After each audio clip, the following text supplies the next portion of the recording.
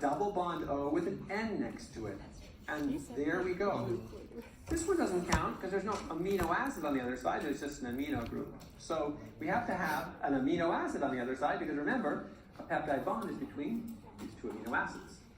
So there's one, N, I'm just going to say N double bond O. N double bond O. Cruising along, looking for some linkage here, N double bond O. N double bond O. Scooting over here, N double bond O. Just following along the path here. We're just trying to stay on the trail, right? N double bond O. Following along, N double bond O. N double bond O. Looks like we run out. There is no more. So we've come to the end. We started over here. We could look around and say, where do we see an N here, but it's not a double bond O. It's connected to a carbon here. So we would go double bond O, N. C double bond O, N. We can do it that way. The main thing is I would find the freest looking end and start there. The freest looking end, because it doesn't matter which side we start from. However, once we've got the peptide bond, well, A, we know it's a protein, bingo. The second thing is we know that we know where the alpha carbons are. Because remember, on one side is the amino, on the other side is the carboxylic acid, and in between is the carbon that holds the side chain. So I'm going to put an alpha like this. I'm going to go on the other side of this peptide bond, there's an alpha carbon. On the other side of this peptide bond, there's an alpha carbon. Peptide bond, alpha carbon. Peptide bond, alpha carbon. Peptide bond, alpha carbon. Peptide bond, alpha carbon. You see, it is incredibly regular. So if there's anything that can soothe your nerves, it is to know that there is no variation. It's just peptide bond, alpha carbon, until the cows come home. Okay? 1,000, 2,000 amino acid long protein, it's the same. So all you need to do is do this in the order that it's given, and suddenly what will happen is all those alpha carbons will appear. And there are 9 of them. Okay, now you have an alpha carbon, you just look for the side chain that's on it. So the second one is pretty easy, right? There's a carbon, C double bond O on one side, that's the remainder of the amino group on the other side, and then above it is this giant thing. That has to be the side chain. Notice what I've done though, is I've put the circle not including the alpha carbon, but not missing the first bend in the line where there's a carbon, right? This is actually a CHH, right? That's what that is. That's implied, that bend. Over here is a CHH. Over here is a CHH. We just don't draw because it's so busy. We try to keep it simple. But it's important that you don't leave anybody behind. No atom left behind. So this atom gets brought in, these CH2. Well, what about the first one? Over here, there's nothing. Well, nothing really means it has to be hydrogen. So you just draw 2 hydrogens, circle one of them, and you got it. See here? Here, there's a hydrogen and a hydrogen. This other one over here has a hydrogen too, we just didn't draw it. But hydrogens can be a side chain. In fact, they are lysines, side chain. So that's 1, that's 2. The next one is funky, but that's what proline is. It's a amino acid that introduces kinks to proteins, okay? So it's that. So it's built in. In other words, the alpha carbon is part of the side chain. So at this point, you'd be given, credit for circling whatever you wanted around this area, but definitely 1, 2, 3 on the outside, and then if you do the alpha carbon at the end, it's kind of up to you. Okay, because it's one where the side chain has tucked into the amino group. All right. Well, the next one here we've got CS and something else. What you need to remember is that here, cystine's side group is a sulfhydryl, and it forms this disulfide bridge across the protein to form a covalent, stable bond to hold the protein structure together when it's a secreted protein or extracellular protein. So what we have to do is take the half of it that corresponds to 1 amino acid side chain and go on. Come to this one, we circle this, we realize the H goes with that N more than it goes with that O, has to. Over here, the same thing. We got a longer stem. This one has 1 carbon stem. This one's got 2 carbons. So there's different amino acids. They're a little bit bigger here. Come over here. We have to sort of find the alpha carbon, and then everything after that is the side chain. Same deal here. Find the alpha carbon. Just go up, circle it. And the last one over here is another one that forms that disulfide bond. Okay, so far we've got up to 8 peptide bonds you could have found, up to 9 alpha carbons you could have labeled, and up to 9 precisely circled amino acid side chains. So on an exam, if you did not circle one of these letters, like if I cut this thing up here or just vaguely circled in the general vicinity, you wouldn't get full credit. And if you circled the alpha carbon, you wouldn't get full credit either, because that's also not part of the side chain. Side chain is a thing on this alpha carbon. Okay, so here comes the, that was identify all side chains by circling them precisely. Okay, that's most of the credit. And then I would give up to 3 points, total 3, for getting any of these amino acids right. So if you get 3 of them right, you get all 3 points. If you get 4 of them right, you get 3 points. If you get 7 of them right, you get 3 points. So basically, I'm trying to tell you, you can spend your time memorizing all those amino acids and side chains. I think it's kind of fun. But really, I'm going to try to keep the cost low. So if you feel like that's not something you want to spend your time doing, I get it. Don't do it. And you won't lose more than a few points. Learn a few. Hey David, I have a quick question. Yeah. What if they answer 4 and they get 3 of them right? Yeah, I give credit for the ones you get right.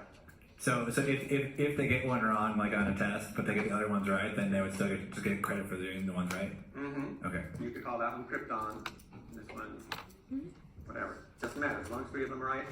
I'm looking just for the beginning of your rightness here. Okay, I'm not taking away points for misspellings that are reasonable. But if you call it, cytosine or something, you're not going to. Okay, so anyway, in case you wanted to judge for yourself, the answer is this: cysteine, tyrosine. We're starting here at the end terminus. Cysteine, tyrosine, isoleucine, glutamine, asparagine. Again, that's cysteine. The kinky proline, the arginine, and that little tiny glycine right there. Right? If you got 3 of them, give yourself 3 points. If you got all of them, you still have 3 points. Okay, but you get 9 for circling the amino acids, the 9 of them. What are the 9? Okay, if you miss one, like a lot of people miss the glycine, that would be just 1 less point. Okay, identify a chemical group on the side chain that would form an ionic bond. Here you go. This one, which is arginine, is actually a basic amino acid, and oftentimes there's extra hydrogens on that. It is the only one that is a basic amino acid, so that's the one you would label to form ionic bonds. Now this is the side chain that could do it. There's other places that you possibly could have it happen, maybe at the end of the ends of the protein. What about nonpolar? We got 2 choices here. You can either have pointed out isoleucine, that's got just hydrocarbon all the way, or proline. Those 3 there are just hydrocarbons. So those are polar. Okay, now it's getting back to that little learning the functional groups that help make chemicals different from each other, organic chemicals. So we're looking for a carboxyl. That's a carbonyl. I didn't ask for that, did I? A carboxyl group. Yeah. So I guess I see one here. That's a carboxyl. Clear up here on the amino acid. Yeah, the other carboxyls seem to be modified. So I'm not seeing another one. A hydroxyl, well, they're all over the place, but this is the one that's the cleanest, right? Just right there, sitting there on that metal ring. That's a hydroxyl.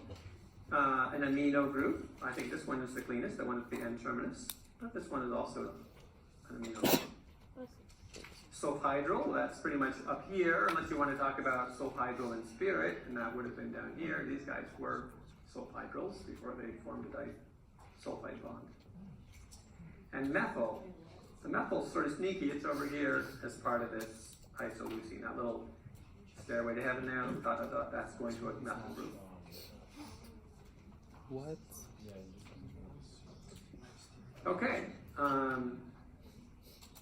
done. And is the molecule a polymer, oligomer, or a monomer? Frankly, I'd accept polymer, but it's actually an oligomer. And what's the rule? I don't know, less than 50 is an oligomer, over 50. At some point in the 30s to 50s is where we shift over to talking about it as a polymer. Oligo means a few,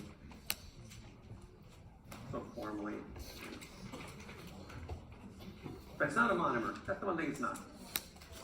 Okay, so there's a whole lot of points possible there, and you could have, you can sort of give yourself, this one is out of 8, this one's out of 9, It was really hard. this one's out of 2, this one's out of I could drive myself. 9 and 3, this one's out of 1, this one's out of And none of them were this one's out of anywhere 1, in the 2, 3, lectures 4, or reading. 5, and it's out of 1. Okay, I'm not giving the scale points. So there you go. You make a point question.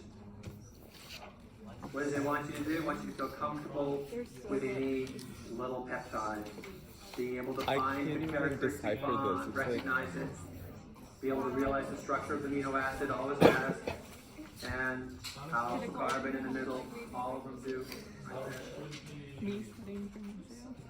Wanting you to understand the chemistry, to look at something and say, oh, that's got some polarity, or that's got some ionic possibility, well, that's got some non-polar quality. Just to be able to do that, that's getting to know the flavors, the colors of your amino acids. All right, ready for the next side? Next side. We have a nucleotide, right? That's what this is a nucleotide, and it is guanosine triphosphate. If I said adenine triphosphate, you'd be pretty close, so we get some partial credit. The difference is right here, this C double bond O, right there. And if you called it guanine triphosphate, it's not exactly right, but that really okay, it's close. Guanosine, we say guanine is the nitrogenous base.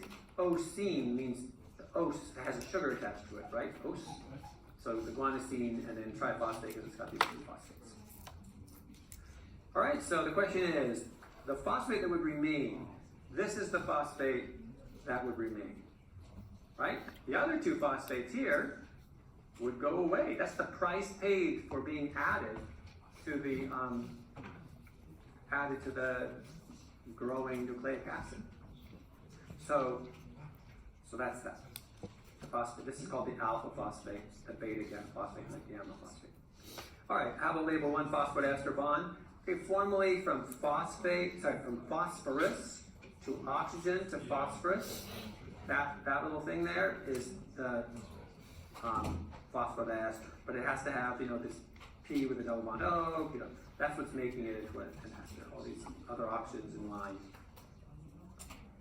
This little place where I put a little hatch mark, that would be a bond, very specifically where you might snip off and release this phosphate after an attack with a hydroxyl or something.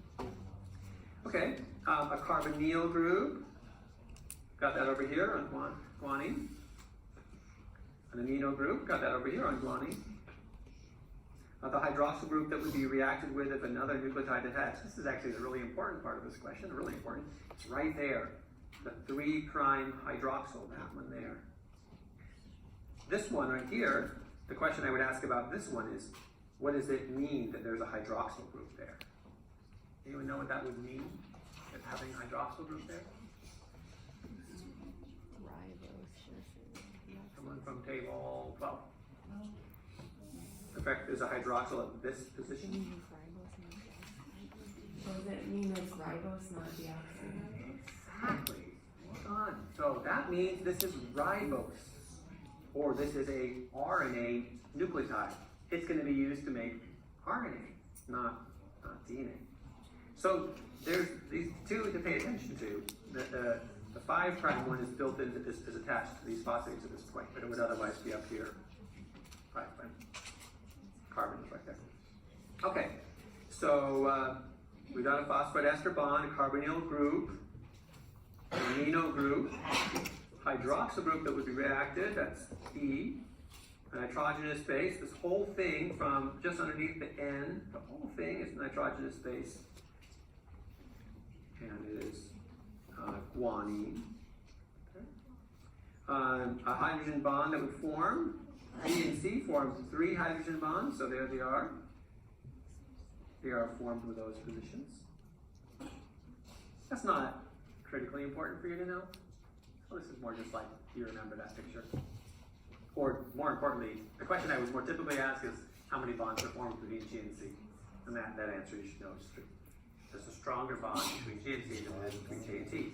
And that has all kinds of implications for allowing organisms to adapt to high temperatures, like living in hot springs, or cold temperatures, like living at the bottom of the ocean, changing the nature of the DNA molecule to work in these different thermal environments. The sugar is ribose, and that is known because of that OH there. It's either deoxyribose or it's ribose, and so this one is ribose. What do we get when we make this? We get poly G or RNA. RNA is the more standard answer that you would get, because you would be thinking you'd add it to the first stuff. Other different nucleotides, ribonucleotides. Okay, down here, again, we're not focusing on the carbohydrates and lipids in this class. That's more next semester, but I think they're important biomolecules. So here we are. We have trisaccharide and a triglyceride, and so you have to sort of recognize which one is which. Triglyceride is stored fat. Trisaccharide, in this case, is maltotriose, which is just a trimer of glucose. But here's the ester bond right there. And over here, there's a glycosidic bond. And I've circled the context that helps make us know that it's an ester bond. Carbon, oxygen, C-double-bond-O, something else. And I've given a dot on the bond. But really, I mean, it's mostly that you know it's this bond goes with this. And the bond goes over here, goes with this molecule. Hydrophobic, you pretty much look at this fat and see hydrophobic qualities. And over here, the sugar, you look at it and you see hydrophilic qualities. This make all those hydroxyls just make this easily dissolvable in water. So you got 2 here, hydrophobic and hydrophilic. You got 2 here for the different kinds of bonds and labels, 2 for the labels, and 2 for the labels of the names. So that's 8 points there. And that's 1, 2, 3, 4, 5, 6, 7, 8, 9. Questions there? All right. So how did that feel? Is there a question? Far side there, yeah. This is Chase from table 8 here. For the nucleotide question, why was the molecule labeled ATP instead of GTP? Because it was wrong. Yeah. Okay, thanks. I sometimes outfox myself by swapping out molecules to keep things fresh. In some years it's ATP, in some years it's GTP. And so clearly I had to change it this year. So I was like wrong because of that. I was like ATP and then that's what I used. That's the practical question. If that happened in an exam, what would you do? Okay, number one, I would hope you would ask. Number one. But number two, if no one is asked and people answer it as if I told them it was ATP, you're going to either have the question but it's supposed to given to say you or the GTP. question will be taught. It sort of depends. Not the whole question, but that particular little bit. Typically, we would just rescale it so if you chose either answer, you'd be fine. So in other words, you said guanine, you said adenine, that'd be fine. Okay? But you should ask about it, because that certainly gives a chance for clarity to happen to you, and you're not sitting there, struggling over that. I'm very fallible as a human being, and I do make mistakes. It's great. While I'm a scientist, I'm a surgeon. No, you're not a surgeon because you're not smart enough, dummy. Anyways.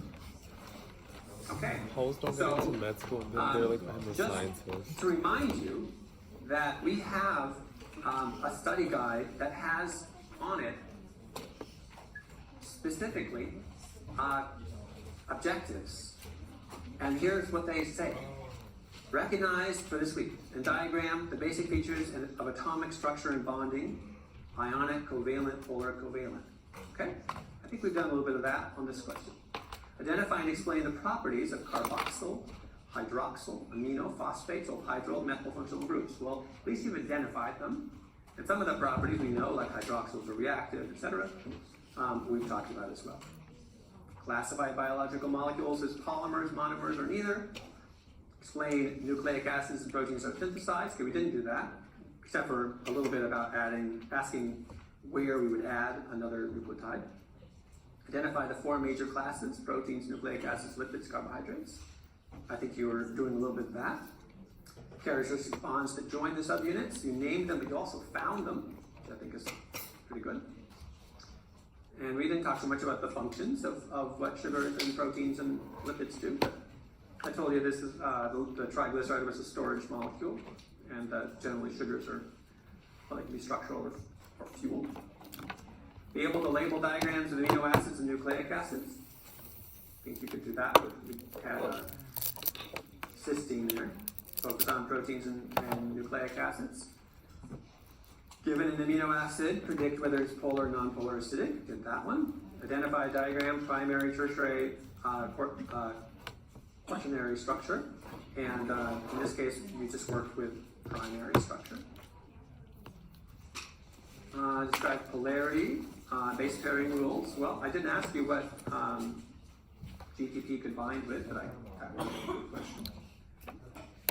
How they're synthesized from monomers. I think by seeing the oligomer or the polymer of something, you get a good idea for that. Compare and contrast the structures and functions of RNA and DNA. Well, we found a characteristic hydroxyl group. What we did in class, we did that first activity, which was essentially an intro version of the protein annotation. And so I want you to know that we go to the activities often for drawing on our questions. Okay, we're going to take a 5-minute break here, and we're going to come back, and Dr. Gilman is going to introduce a project. I don't want to be like in Many the projects we have all through this lesson.